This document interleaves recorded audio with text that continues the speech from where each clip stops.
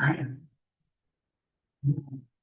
I'm Allie. I'm an alcoholic. Yeah. Totally. Thanks, Sid. God, please lower your expectations. I'm probably not going to be funny. I might throw up onto this podium. This haven't done this like ever really. I think when I was 17, I did a speaker meeting once, but I wasn't even like an alcoholic yet. So, yeah.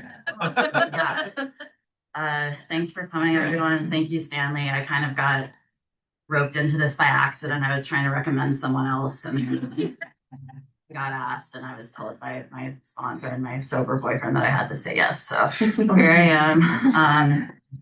And yeah, I guess I'll start. Well, the last night I drank was um, July 24th, 2024. It was the night of the big derecha. That's the storm. I like meteorology, so and this is relevant to my story, but it was like that giant windstorm.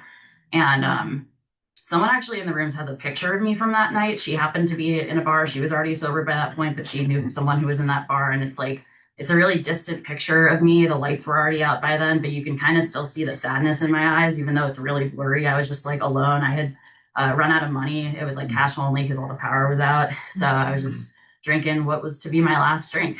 And, or at least, one day at a time. But, so yeah, it's been about a year and a half, close to 18 months. And, my first ever drink was also, or not my first ever drink, but the first time I ever got drunk was also during a storm. It was during Hurricane Sandy in 2012. I lived in New York at the time, and we didn't have school for a week. So I chose the last night of that week for some reason, like the night before I had to go back to school when the power was back on. I was in my friend's grandmother's condo, and I had drank before and I had done some drugs before. Those were easier. I won't talk too much about the drugs or anything, but those were easier for me to have access to when I was younger. So I had done a lot of that, but I had like had some sips of beer. But the first time I ever really got drunk was my friend's grandmother's condo. My friend was asleep the night before we went back to school, and I just remember getting into the liquor cabinet, and I have no idea what I drank. I feel like it was peppermint schnapps or something. It was whatever a grandmother in Westchester, New York would have in their cabinet. It was pretty gross. I didn't like the taste. And I just remember chugging some of it and feeling amazing. And I feel like maybe at the time I was like, oh, yeah, this is definitely going to be a problem for me. And I didn't care. But yeah, it really agreed with me. And I just kept chugging out of the bottle. I like woke my friend up to be like, Emily, I love you so much. You're my best friend. And just really embarrassing, typical drunk antics for that age. I think I was like 13 or so. I was a junior in high school. I was young for my grade, so um, and yeah, I used to never get hungover, which was kind of a superpower for me, and definitely aided my drinking. But yeah, I'll try to go linearly. I guess I haven't been to this meeting in a while, but I know people talk about their childhoods and stuff, and I guess mine's relevant in some ways. So I was born in late December 1996. I actually just turned 29, which is amazing. I didn't think I'd make it this far. I'm really excited to be 30. I found a gray hair the other day, and I was like, fuck yeah. Thought I'd get that. It was only one. I'm sure I'll freak out when it's more, but yeah, for now I'm pretty happy with it. And yeah, I was born December 27th, 1996, on the Upper East Side of Manhattan, which, if you know anything about New York, it's like a bougie part of Manhattan, and that's where my parents lived at the time. Um, and yeah, I was born to pretty well-off parents, really nice people for the most part. My mom's nice, my dad's questionable, but yeah, great parents, not alcoholics, I don't think. I think my dad kind of has the isms. He just doesn't like being drunk because he doesn't like the lack of control. But that side of the family is probably where I get some of it from. I've talked about this in meetings before, but I used to think that because I went to my first meeting when I was really young, and then I convinced myself that I wasn't an alcoholic. And it, like, to be fair, it was too early for me. I really hadn't even drank that much yet. I just got in trouble with my parents, and I didn't want to have to go back to like an inpatient. So I said I would go to an AA meeting. But I used to think that because I was Jewish, I couldn't be an alcoholic because it doesn't really run in our DNA that much. But then my grandmother took a DNA test because she was adopted, and she found out that she was like Norwegian and Irish. And I was like, well, shit. Um, and yeah, I like to tell this story about when I was a baby in the hospital in Manhattan. all the babies would be sleeping peacefully and quietly. And then I would wake up and I would start screaming and crying. And then all the other babies would wake up and start screaming and crying. So they called me the queen baby. And I feel like kind of just continued my entire life. Like that's kind of how I was when I was drinking. I was the queen baby. If I had a problem, I made it everyone else's problem. Um, and yeah, so I was, let's see, my parents moved to the suburbs when I was really little. So I grew up in suburban New York, like right outside the city. My dad worked in the city. And yeah, I was always a pretty fucked up kid. I was just always getting into trouble. Not on purpose though. I wasn't like purposely a troublemaker. I just always found myself in trouble. I was, I'd like climb trees in storms and stuff, and my dad would yell at me, and I was just always getting yelled at. I always felt like I was being punished. I felt like I was just bad. And I was also like, I had some problems starting at a very young age. I don't know if I was just born that way. Like, I kind of believe that I was born an alcoholic. But I don't know, I just like had some weird compulsions. I was just a very strange kid. I like plucked out all my eyelashes at one point for no reason, just like weird stuff like that. So there were a lot of signs that something was not right from a very, very young age. And socially, I always had friends. I was actually really bossy and obnoxious to most of my friends. I would have like point systems. If they wronged me, I would like detract friendship points from them. And like we would play Powerpuff Girls on the playground, and I would always want to be Blossom, and I would always get to be Blossom because I don't know, people were like scared of me or something.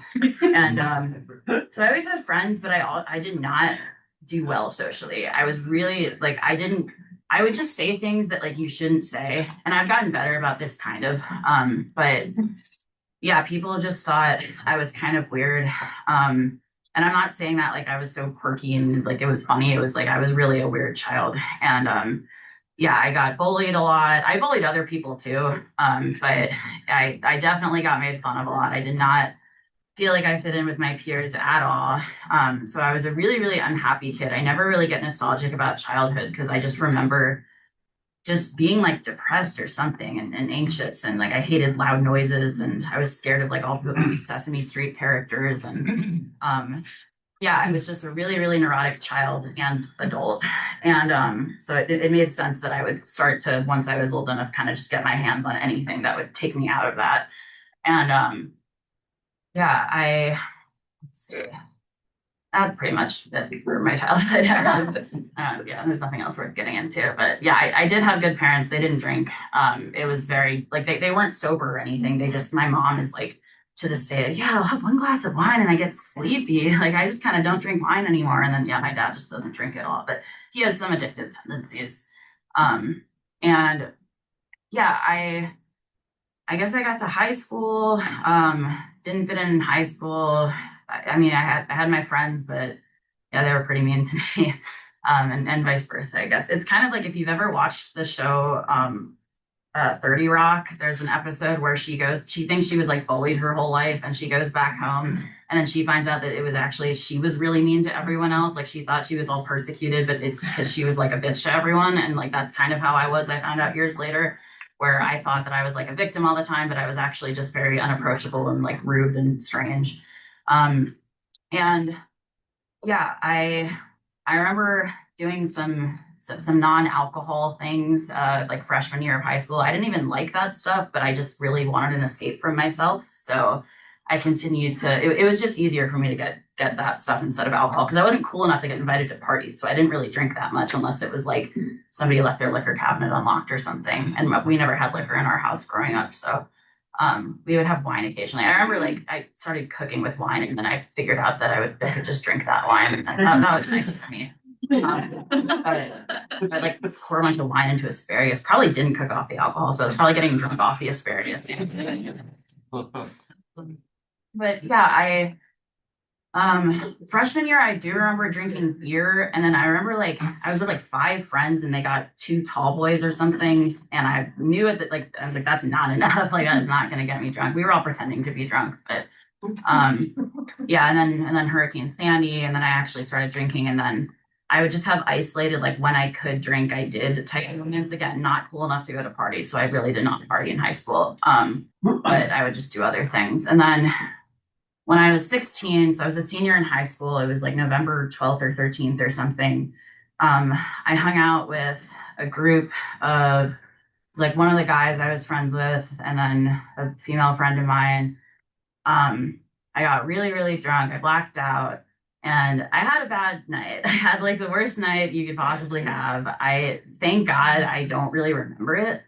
But I just remember coming to uh, a couple of times throughout the night, and there was sort of like a crime scene type deal, and I like pieced together what happened, and I was like, fuck. And then I came to on my couch at home with my dad yelling at me and telling me that he was gonna like take me back to, so I think I had already been to like, I'd been to outpatient for like depression stuff, and I missed like my second half of junior year for that, which I didn't have to do at school. We had like an hour of school there, and then mostly just like therapy aside from that. But then I think oh yeah, I showed up there with like empty beer bottles in my backpack or something, and then I got kicked out of that program like the day I was supposed to graduate, and got put in inpatient like rehab, which I didn't really need rehab at the time. Yeah, not that important, but yeah, I came to with my dad yelling at me, already having a terrible night. And I think the next day I was like, okay, I'll go to AA or something because I had heard of AA, instead of having to go to inpatient because I kind of liked school at that point. Like my senior year was going a little better for me. So I went to my first AA meeting when I was 16, almost 17. And I had stayed for like close to a year. I took a year off between high school and college to work and backpack. So I stayed sober for like, I think it was like 7 months. I think I lied though about my sobriety. I think there was like something in between those 7 months that I did. But um, yeah, I remember going to the meetings and I related to everyone's feelings, but I obviously couldn't relate to the way people drank because I just hadn't really drank that much yet. But yeah, I kind of sensed that. I mean, I bought into it. I liked it. I yeah, I made friends there. I think I got like a sober boyfriend for a little while. That was cool. He was like super sober, and my parents liked him, and he did teach me things about AA, and that was nice. But yeah, then I went to college and immediately started. I didn't drink for the first like month or two. Um, but I also learned by the time I got to college that I was kind of like people started to like me because I had figured out how to act like a normal person. I still had weird thoughts and habits, but I was a little more well adjusted at that point. So I wasn't like completely socially inept. And I realized that I was getting like male attention. I really liked that because I did not get any of that in high school. I was like fitting in with people, and people knew I didn't drink, but I don't think I told anyone that I was like sober. So then, yeah, I started drinking again pretty quickly in college, and it was pretty nonstop from that point forward. I remember the first night I drank in college. I went to school in Vermont, and it was this tiny school. Everyone just drinks on campus. Like nobody really goes out to bars or anything, and everyone lives on campus. And I remember having a bunch of shots of like some disgusting rum in a plastic bottle, and like I threw up all over my friend's carpet. And that was a really fun night. Yeah, aside from like that, they were cool about it. I cleaned it up, or someone cleaned it. I don't think I cleaned it up. Someone cleaned it up, and yeah, it was just off to the races from that point onward. So I drank a lot in college, like who didn't? And I actually found out years later, I thought like I had a pretty good reputation in college. Everyone knew each other. It was a tiny school. So I had a lot of friends. I was like pretty popular. I did well in my classes. I thought I was really dumb throughout like all of middle and high school. And then it turned out that I just didn't really put effort into anything because I thought effort was like for losers. And then once I started taking classes I actually cared about, I was like a very good student. And yeah, I just drank a lot. I partied a lot. I would drink by myself a good amount because I could get my hands on alcohol kind of whenever I wanted. I could just ask someone to get me something. I didn't have a fake ID or anything. But yeah, I found out years later, like, I don't know, I thought I had a pretty good reputation, but I went to a wedding with like 60 days sober. And at that point, the desire to drink had been removed. But the one other person I knew at that wedding was also very newly sober. And I was talking to her about it, and she was like, and she had just started kind of going to meetings. And she was like, yeah, figured by now you'd be either sober or like dead or something. Because she knew me in college, and I was like, oh, I guess I didn't really hide it all that well. Because I would cause a lot of scenes throughout college. People were taking care of me a lot. My friends would like lose me, and I thought it was really funny, but they all were like worried that I was dead in a snow ditch somewhere. And yeah, I at one point they tried to do an intervention for me, which I was not receptive to. I think I had like one of them was out of town. I had like a friend group, and two of them lived together. One of them who lived there was out of town, and I think I'd like left underwear near his bed or something. And then his girlfriend, who I was also friends with, found it, and then they lured me to the house to be like, let's like get a little high, it'll be great. And then they were like she like pulled out my underwear and she was like, we need to talk because she was British. So so she, yeah, they kind of like tore into me, and I felt very persecuted and offended, and I just stopped hanging out with them for a while.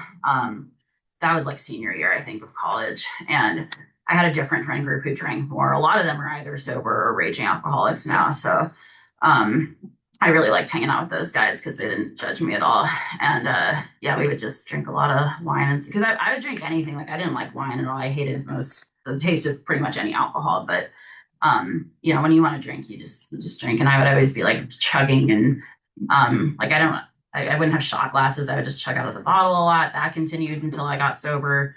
And yeah, and then my senior year, I was hanging out with one of my friends from my original friend group, and then this other girl that we had became very close with.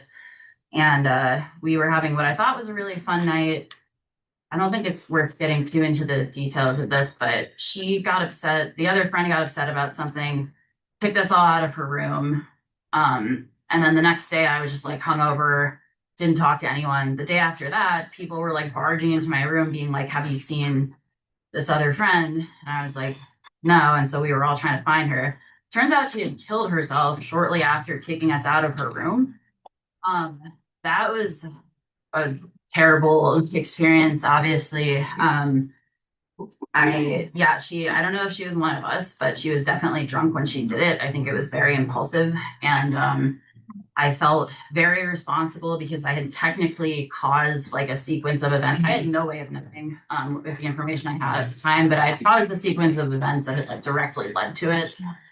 Because it was this very specific thing she did it over. So that was rough. And then I think from that, I think I had already been drinking every day at that point, but I almost used it as an excuse to drink more, which is really fucked up. But I remember waking up one day like a year later and being like, wow, I have drank every single night for the last year plus, from like the end of college through after college.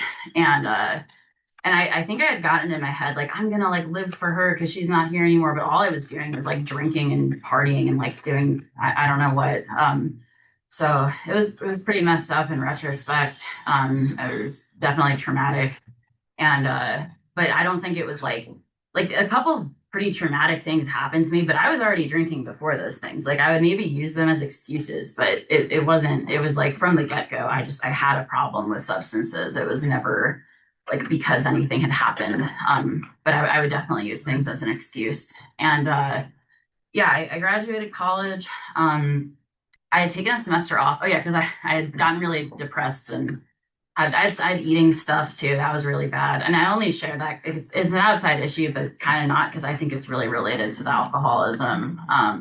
But that was pretty severe. And then that's been better for a while. I had to go to like eating disorder camp, and that kind of fixed things. Um, but yeah, they let you drink at those things. That like they get really excited if you drink, and then you don't like binge and purge or something afterwards. So I was like, look at me go, I'm doing great. I can drink like a normal person and not like eat weird or anything. And actually, there were times where I would control my drinking. I would like measure out my shots, but it was just because I was counting calories. So I thought I had like accomplished a bunch, but it was just because I was like doing other weird control stuff, and like that could keep me at bay through my alcoholism. So, but that's been resolved for a while, so that's good. And yeah, I graduated. Since I had taken a semester off, I still needed a couple credits. I had like taken more credits to compensate for the semester off. So I did a summer program at NYU. So I was back in New York. And I was technically living at my parents' house, but I think throughout that time, I'd either stay in someone's dorm or I would use dating apps like an Airbnb. So I would like find someone whose house I could crash at, and like maybe we would do something, maybe we wouldn't. I would decide when I got there, but I would just like sleep in the city so I didn't have to take the last train home. Because I would just find some like poor man who was looking for love or whatever, and I would just crash at his house. And yeah, and then pass out and like walk to Grand Central or whatever. Um, the city's a really good place to be if you're an alcoholic because you don't have to drive. So I would just take the train everywhere. And yeah, I never got a DUI or anything. I came really close one time. I think I was in the suburbs and I was like at my friend's house drinking and I had to go home at like 2 a.m. And I think this was at some point during college when I was home. Um, and I think I ran a red light and then backed up. And then there's a cop behind me. I backed up onto the wrong side of the street. And then finally the cop pulled me over. Like I was just sitting there waiting for the light to turn. And he was like, it's not going to turn because you're on the wrong side of the street. And it's like motion sensor. And I was like, thank you, officer. And then he asked if I'd been drinking. I was like, I think I had a beer like 5 hours ago. And like I was pretty drunk. So I'm surprised I didn't get, taken in. And he let me go. And then I was really nervous about like finding my way home because I was kind of lost at that point. So then I went the wrong way onto the highway because I was so nervous about going the wrong way that I went the wrong way.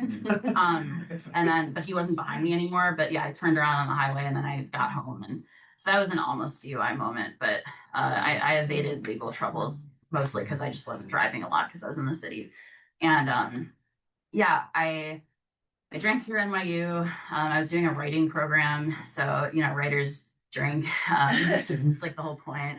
And I remember telling my dad like that I was probably gonna do this writing thing, and he was like, "What are you gonna like just drink whiskey and blow your brains out?" And I was like, "Maybe, I don't know. That sounds about right for me." And at this point, my parents like they used to be pretty hardcore about like monitoring me and like controlling just and I don't blame them for this because they were worried about me, but I think at a certain maybe like a therapist told them to like take it easy, and they stopped like getting on my case about drinking. But I think they knew I was doing weird stuff. And I remember at one point I lived in Peekskill, New York, in someone's basement on eBay or something, and or whatever the other one is, Craigslist. And like all I did there was drink and work, and like order pizzas, and there were like trash bags everywhere. The trash bags were full of like beer bottles and pizza boxes and like I think my own vomit because I broke the toilet at one point. So I would like I'd eat a pizza and drink a million beers and like throw up and then I had to throw up into the trash bags. It was pretty disgusting. I was like not living a good life. And my mom like helped me clean up the place and she noticed all the beer bottles, but didn't she brought it up like a year later and I was like, that was like a year ago.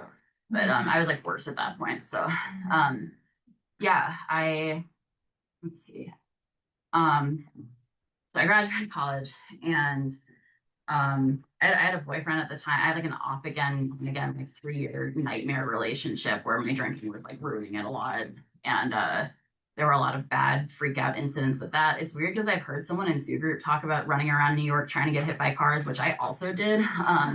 There was a night where like they put me in the hospital because I was freaking out. I was just really drunk. And it's funny because I would always think that I was having like these mental health issues and it was because of that. But every single time almost I was just drinking and like, suicidal or whatever I was. So I was in the hospital a lot, like overnight or like in psych wards. And yeah, I remember getting released from the hospital and then immediately trying to run into traffic and then going back to the hospital.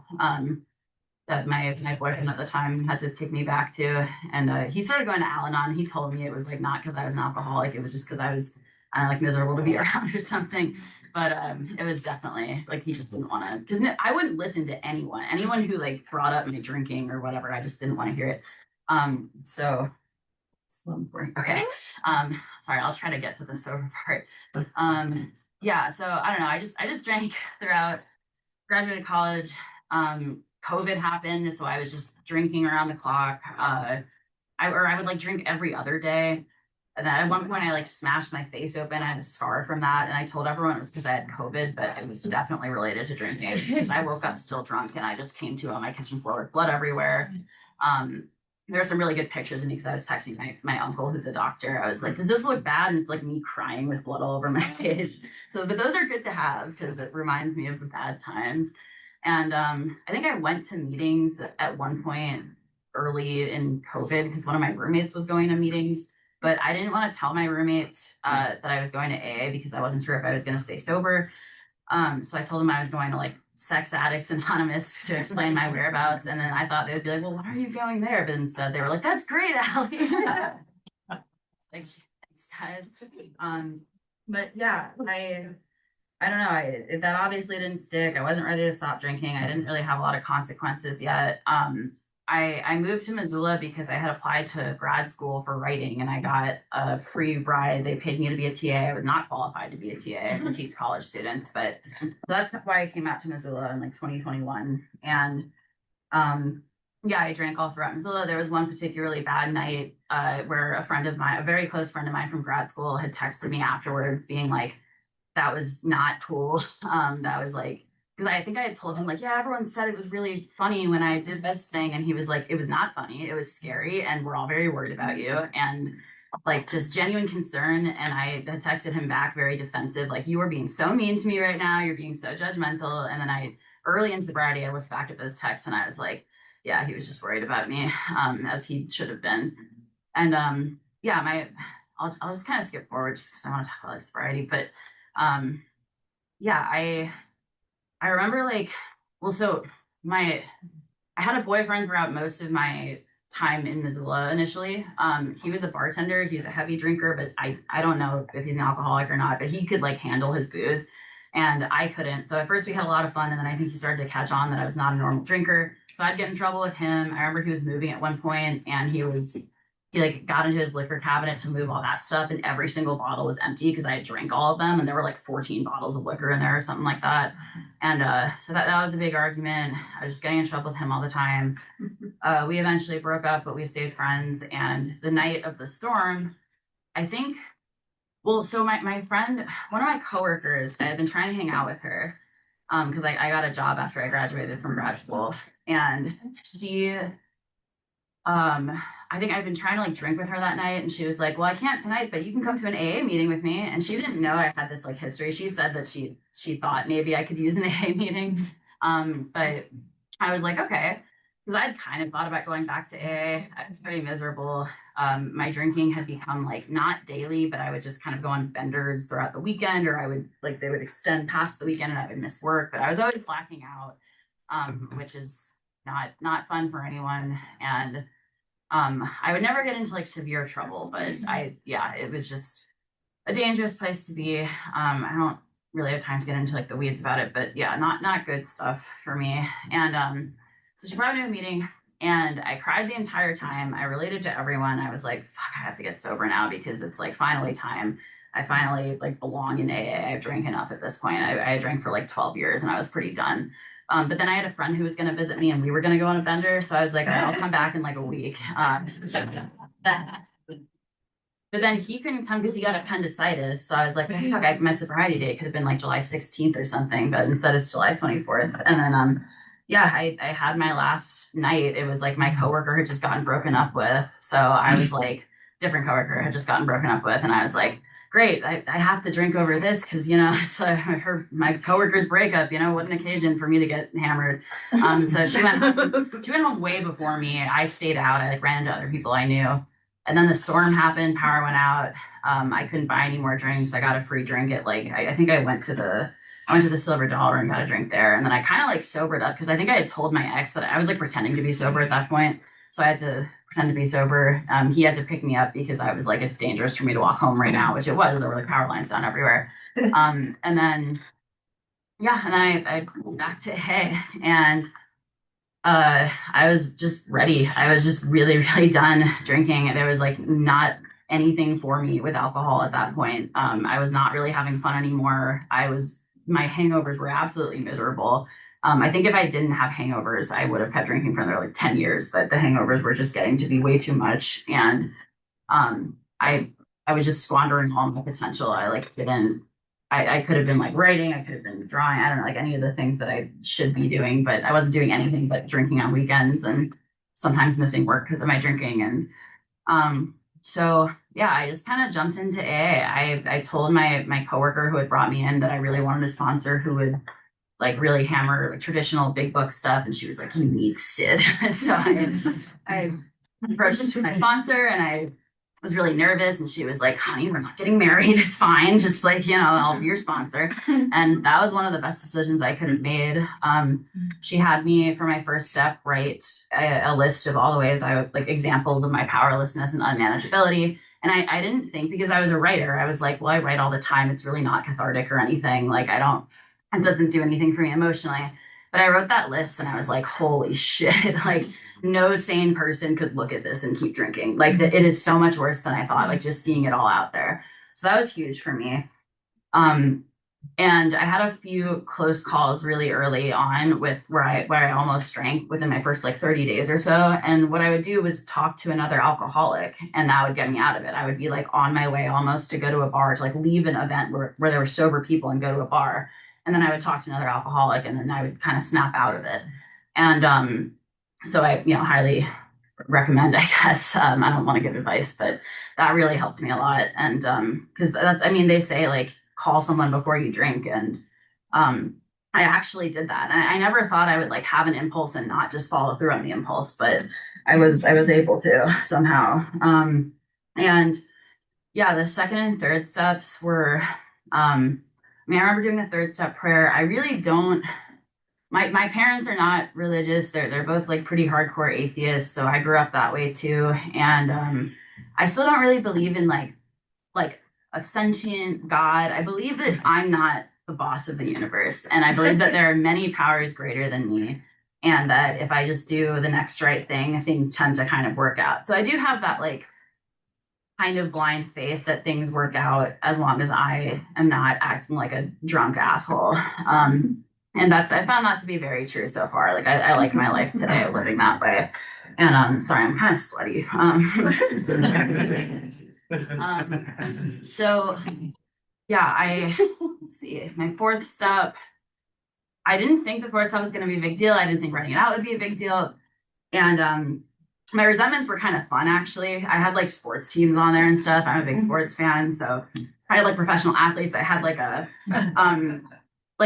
would use the same treadmill at the gym, and there were animation, they would film cities, and like there was a woman who would jump out in front of the camera when you were in like Belgium or something. I don't know. And I really didn't like her. So like she went on my first by me every single time. So it was just like dumb, petty resentments, but it was very, very cathartic for me to do. The part that really emotionally hit me was writing down my fears, because at first I just put like, dying, like other people, spiders, needles, whatever. And then I got a little deeper into it, and I was like, oh God, like I'm like the most scared person in the world. I had like 70 things written down. And that was kind of an emotionally rough time too, because I was really just thinking about my, I don't know, life. And yeah, my fifth step was amazing. I argued with my sponsor a lot. I argued like not like actual arguments, but like I would just always have, my 2 cents to add anytime we read like part of the big book, or like especially we agnostics. I had a lot of beef with we agnostics, but I would go over my resentments, and like I would argue about why I was justified, which it doesn't really matter if you're justified or not, because you can't. Justifiable anger is the enemy of alcoholics, definitely me. And my fifth step afterwards, I didn't feel like, I don't know, I felt different. I felt like a lot of my resentments lifted because my sponsor successfully argued my way out of a lot of those. Sorry, I'm actively sweating. I hate doing this. So I felt way lighter after that fifth step. My resentment towards my parents kind of lifted, because it was like, she was like, well, they did the best they could with what they had. And I was like, you're right. I still resent a lot of sports teams and stuff, but that's like inevitable. My fears were still kind of there, but I think the more I would try to like lean into the third step and just trust that things would work out, the more those go away as well. And I really just try not to act on my impulses. Like I'll still have them. I'll still have the fear-based thinking, the self-centered fear, but the difference is just that I don't act on them. And let's see, my eighth step, ninth step. My first amend went very poorly. My first attempt at an amend went poorly. I had to reach out to someone through a mutual friend because she had blocked me on everything. Because a lot of my amends were not in Missoula. And it was like a roommate I had had right after college. And she she said that she wouldn't talk to me unless I paid her like $11,000, which I didn't owe her any money. So that was weird. But she just got it in her head that I owed her the entirety of her rent for that year. So I couldn't make that amend, but I was like, oh, so she's still sick, I guess. And yeah, I had some amends go really, really well. I balked a lot. I was like, I don't know if this whole process is scientific. I feel like if they did it again, like they wouldn't say to dredge up all this stuff. But I was persuaded up into doing the amends because it was like that's what makes you really part of the AA, is when you do those amends and like you'll drink over them if you don't do them. And I just really didn't want to drink again. So I did them. I still have a couple to do. I just haven't, with my parents, like I saw them and it just wasn't the time. So um yeah, amends. I don't really meditate. I'm pretty bad at the prayer stuff. I do it when I remember to. I'll do it when I'm hiking. I always say thank you for my legs and like the clouds and stuff. But um, yeah, I don't know. I'm just my life today. It's not crazy different from what it was when I was drinking, but it is so much better internally. I mean, I've gotten a lot of gifts in sobriety too, but um I have not had a desire to drink, at least not like a concrete one, for a very long time. Yeah, probably since between like days 45 and 60 is around when it got lifted, which thank God, because I had gone on a trip and to New York and I would have drank for sure if I had still like wanted to, but for some reason by then my desire was removed. So I was able to not. And I made some calls too when things were getting weird with my family. And that was really helpful. And yeah, I kind of want to be done talking. So I'm gonna stop. I had probably a lot more to say, but I'm just like sweaty and I don't want to be up here anymore. So